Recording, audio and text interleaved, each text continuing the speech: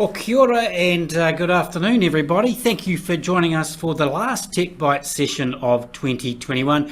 And what a year it has been. What a yeah, we thought 2020 was going to be disrupted, but 2021 turned out to be much the same. I'm Craig Young. I'm the CEO of 2Hands, and it's my great pleasure today to be speaking with Pavan Vyas, who is the CEO of Rush Digital. Well, he is at the moment, but he's going to talk to us a little bit about that. Anyway, so look, let's start. Pavan, why don't you introduce yourself a little, including a bit of a description about Rush Digital and what it does. Awesome. Kia ora, everyone. Awesome to be here on the Tech Bytes podcast. Yeah, a bit about me. I'm an engineer by heart. I started tinkering with computers way back in the early 90s with a group of friends at school, actually, and I really that early experience and foray into building my first computer through to starting to understand how computers and technology worked really actually brought me down a technology career pathway. So I have a lot of friends to thank for that experience early on, and I also want to thank my parents who invested in really expensive computing equipment when they didn't understand it themselves back in the day. And now it feels like it's the electricity revolution all over again, doesn't it? So every company has technology, needs technology to reach customers. And as a technologist, it's been great to see that transformation just accelerate during the last year and a half, 2 years, right? During COVID, we've all felt it, and I think New Zealand can benefit a lot from that.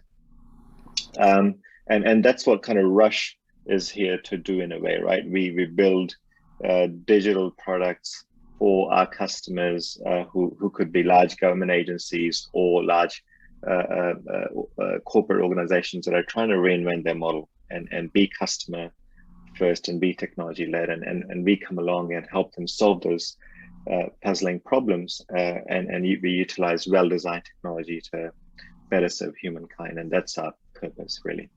Cool.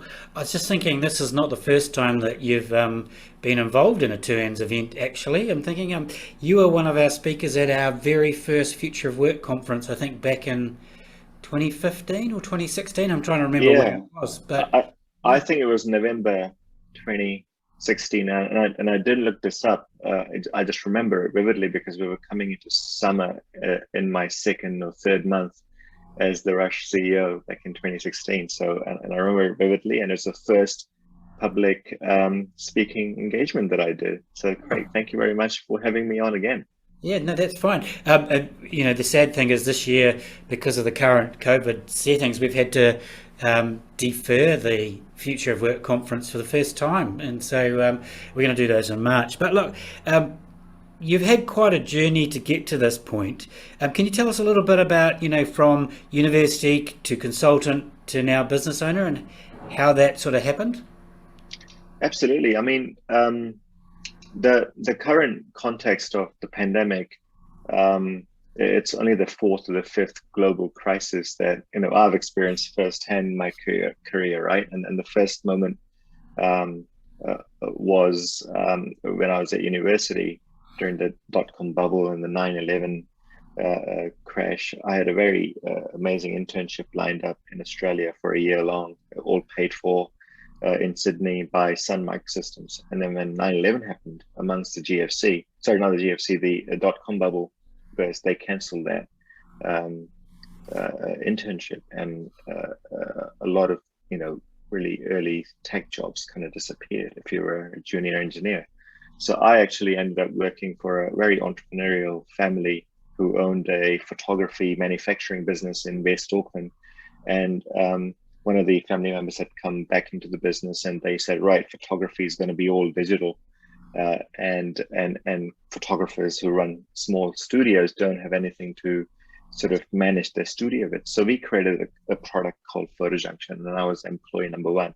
And right from the very start of my career, it was an integration of writing code, serving customers, being a servant to customers, hiring staff to grow, and then going overseas and marketing the product and launching it, and doing SaaS before SaaS existed as a term, and that early employee number one experience actually really inspired me. I really learned that you can actually make something out of nothing. So after almost 5 years in that business, I went off on my own big OE, learned a lot in London, being either side of the GFC, and I carved a pathway into technology consulting and then management consulting. The primary focus of my career back then was to learn a lot and to travel a lot. So kind of learning at the life stage as well. And when I came back to New Zealand with those skills, the world was my oyster, right? So I continued my career with Deloitte, but part of me wanted to go back into tech and experience what we experienced at um, Photo Junction. So Rush, brought me full circle. And when I walked into, remember my first day vividly, when I walked into the front door of Rush, it was amazing engineering talent. I could see great engineers from way back in university. I was friends with many of them at university, so I knew what made engineers tick. And I saw that in abundance at Rush, right? And I was like, how do we actually aim this ship in the right direction? So, spent 2017 thinking about dreaming of a new strategy and fixed a few things that were broken in the company. And then away we went from 2018 onwards, doing really meaningful work, which propelled the company to what it is today, which is a really recognizable brand. And we've got global set of customers doing wonderful work. Can I just come back to a little bit to that overseas experience that you had, because you did mention it. I mean, how valuable did you find working overseas for a time? And I suppose I'm coming at it because we haven't really been able to do it for the last couple of years, but things may open up. Fingers crossed next year. And I know there's a lot of young people sort of thinking, "Will I? Won't I?" How valuable was it? Do you think? Yeah, hugely valuable. I think if I can boil it down to two learnings and two learnings only, the number one learning for me is um, what good scale looks like, right? Like what do multinational organizations that have grown either very rapidly or kind of slowly across decades, how they work, how do they grow talent, how do they serve their customers, and how do they kind of keep on going 24/7? Even the largest of New Zealand companies, pales to be a tiny company when you kind of think about companies that are worth trillions of dollars. So I really learned the inner workings of that, particularly around the GFC. I was working with and for banks right before and right after the GFC, and many of my customers stopped existing overnight, and then we had to go find new customers. And despite of that scale, it's so brittle, right? The entire business infrastructure. And again, the pandemic has retaught us that lesson over the last couple of years. But the other key learning for me is, how special the New Zealand experience actually is, and what is its place in the context of kind of a global economy. We every single time I came across another Kiwi or a Kiwi company when I was based abroad, the inbuilt attitudes that we have that actually anything is possible, and we are here to do good work, and we are good people, generally speaking, and those things actually lean massively in our favor, particularly with the context of the future, right?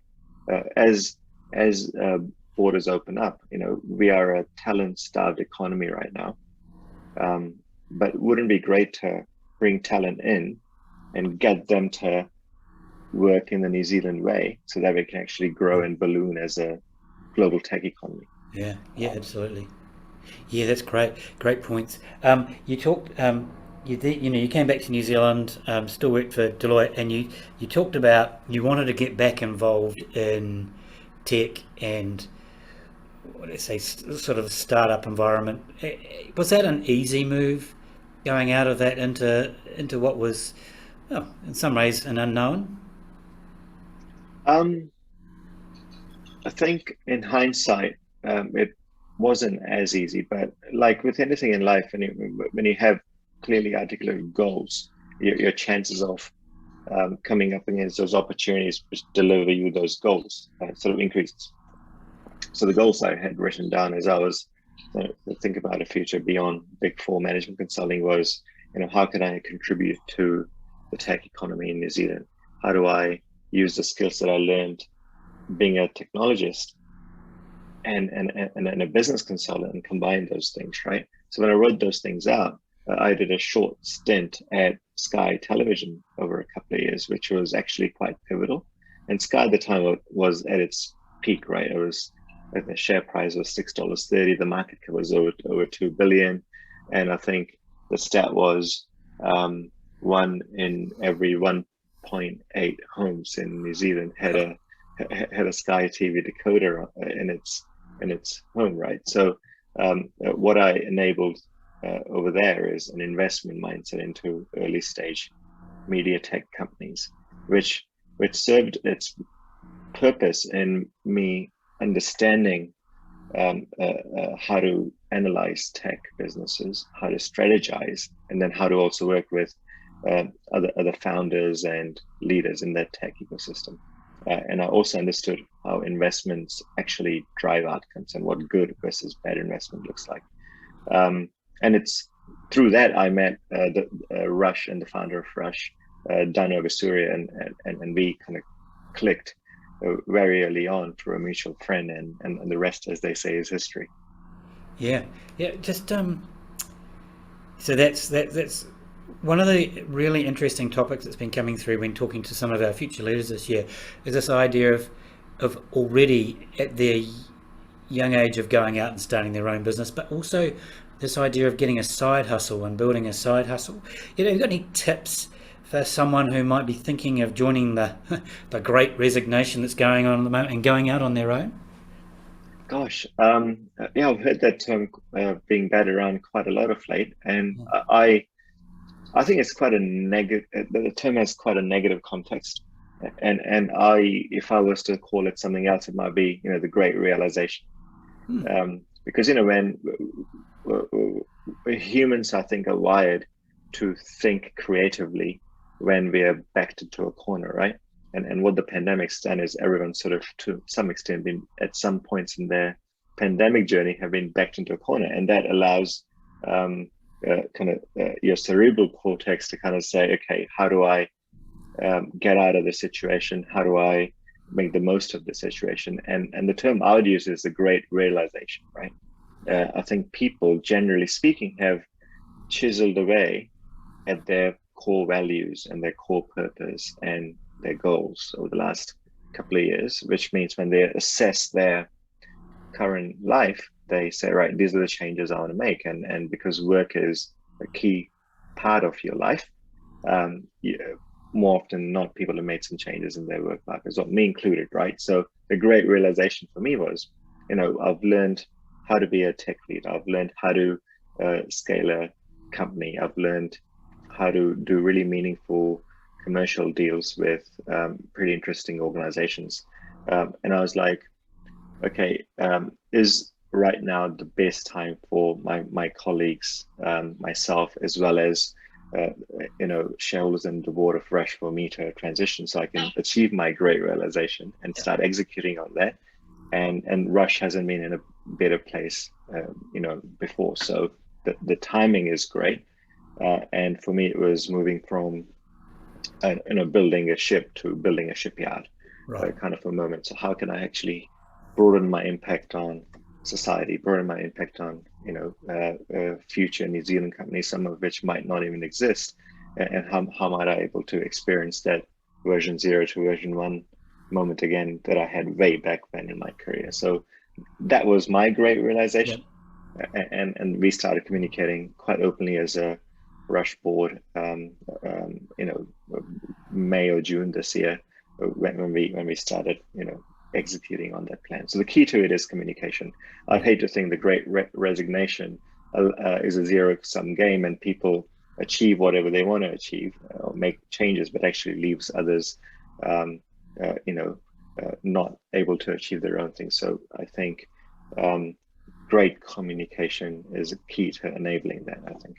Yeah, we might come back to that shipyard comment towards the end, but let's do some tech stuff because this is a technology focused session. So your firm, Rush, if I'm pretty sure I got this right, is a developer of the COVID Tracer app.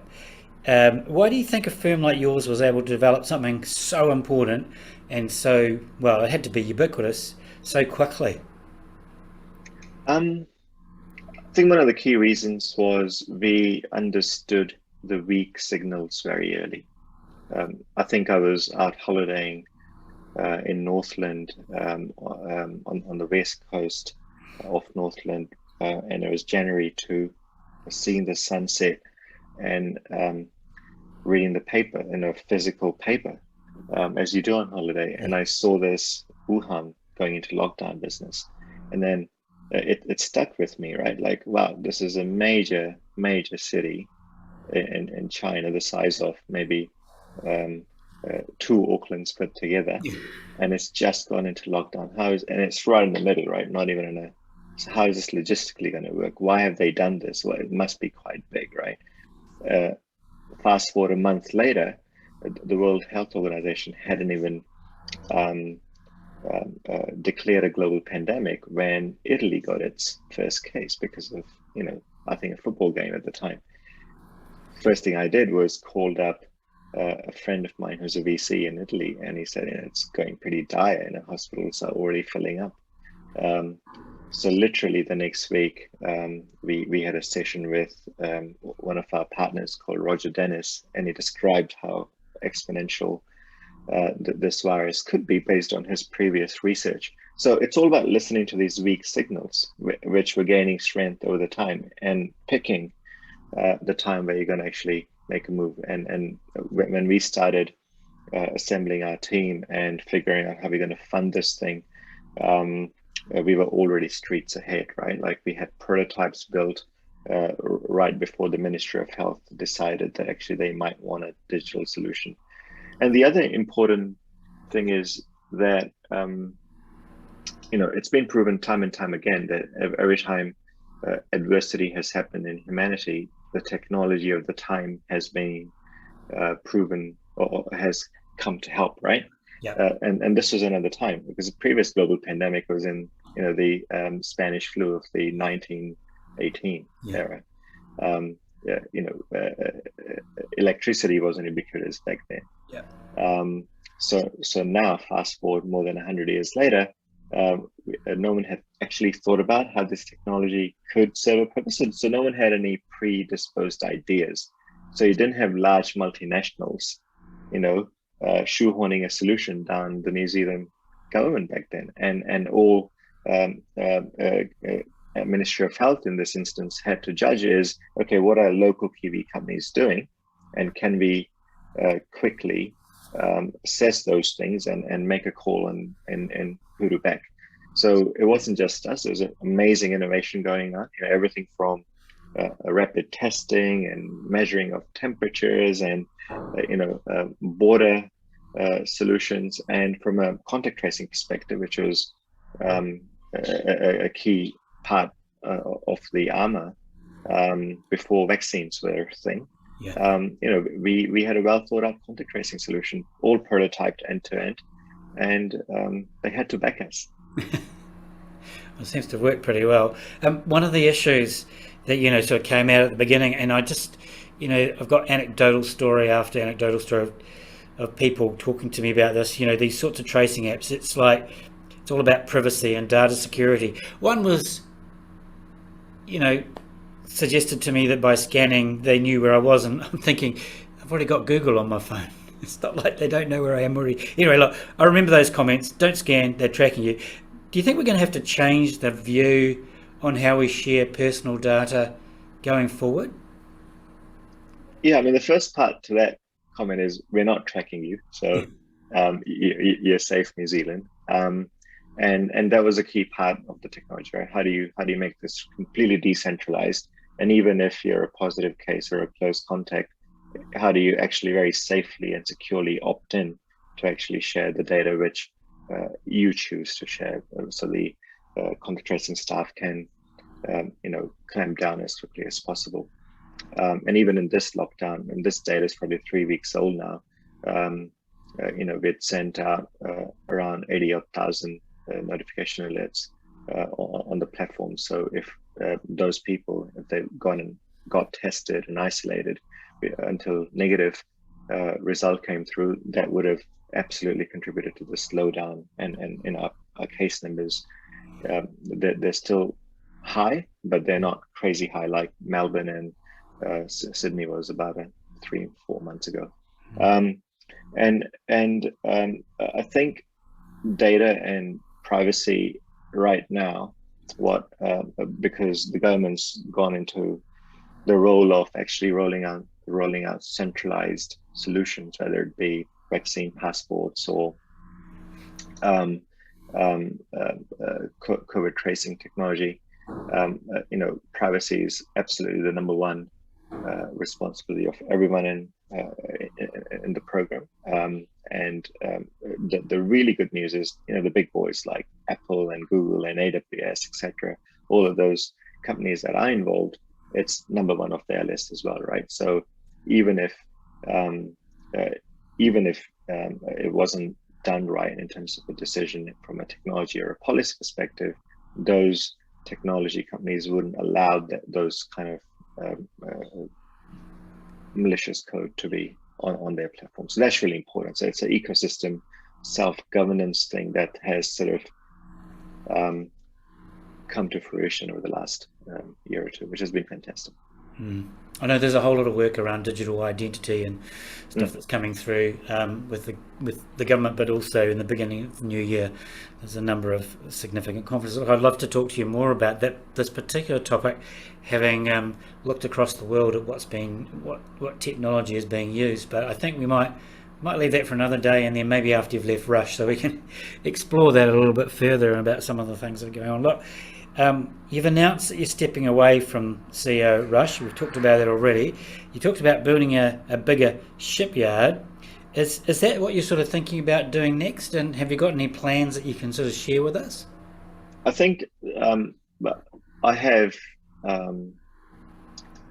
some ambitions around contributing to broadening the reach of the New Zealand tech ecosystem, and doing it in a way which doesn't leave people behind. As in my view, as has happened in the Silicon Valley, particularly, for those of us who have been privileged enough to travel and visit Silicon Valley a number of times, every time I've gone back, I've seen a divergence. The rich get richer, and the homeless and burglary problem, for instance, in San Francisco gets worse, right? So I've absolutely seen that, and I don't want that to happen as the tech sector becomes number one at some point in our generation, right? But I haven't made any plans. The plan is to actually hand over my responsibilities as best as I can, and then might sound really weird, but get really, really bored for a bit. After which, ideas I hope will come to the front, and other people that are the same ilk and have a shared purpose around that also come out, and we can start bashing ideas together. So I'm really looking forward to that process, and I acknowledge that I'm really privileged enough, to be able to be in a position that I can actually do that. And it's something that also I'm really looking forward to working on over the next 6 months or so. Awesome. Well, our vision is that we want New Zealand to be in one of the top 10 countries for digital readiness and capability. So really keen to hear what you end up doing, because that will hopefully help drive the nation towards that. Just lastly, is there any last thoughts or comments you just want to share that perhaps have popped into your mind as we've talked that I haven't asked about? I think the parting comment for me is that we need to take a different approach to building technology talent in this country. We need to go young, we need to go early, and we need to almost educate the educators. Yeah. to be able to do that, right? So, even looking at my kids and how quickly they've adopted, online learning over the last 24 months, it's incredible. And how do we then harness that, captive audience that we have in our schools, to learn how to code early, to learn how to design early, to learn how to think creatively in the context of STEM is hugely important. So I'd encourage everyone who plays in the New Zealand tech ecosystem to figure out, what percentage of their time or resource they can give to help that cause, because I think it's going to come full circle back really, really quickly, right? So let's not lose that moment. Yeah. Well, look, I've really enjoyed chatting to you, Pavan, and we're coming to the end in Auckland anyway of this current lockdown, and Friday we might even be able to meet up again. I mean, that'll be great. So, look, thank you again. Appreciate it. I really hope you have a great break over Christmas, and everybody that's listening to this, whether it's on our YouTube channel or whether it's on one of the podcast channels that this will soon be up on. And also remind people that all of these recordings are available on our website and through our channels as well, so you can go back and listen to other people if you found this one incredibly interesting. But that's about it. So thanks very much, Pavan. Thank you, Craig. Thank you for having me. That's all right. We'll see you again.